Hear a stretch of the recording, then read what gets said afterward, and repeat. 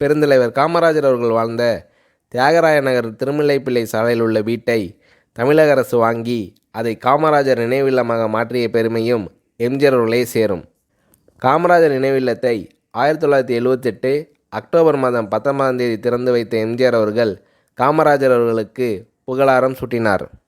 அந்த நினைவில்லத்தில் பெருந்தலைவர் காமராஜர் அவர்கள் பயன்படுத்திய பொருட்களை இடம்பெற செய்தும், காமராஜர் அவர்களின் வாழ்க்கையில் நடைபெற்ற முக்கிய நிகழ்ச்சிகளின் புகைப்படங்களை வைத்தும் அதை மக்கள் பார்த்து செல்லும் கண்காட்சி கூடமாக எம்ஜிஆர் அவர்கள் உருவாக்கினார்.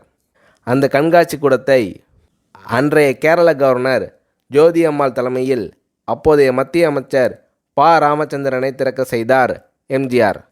இப்படி மறைந்த தலைவர்களுக்கு மரியாதை செலுத்துவதில், அவர்களை போற்றி புகழ்வதிலும் தனி கவனம் செலுத்தியவர் எம்ஜிஆர்.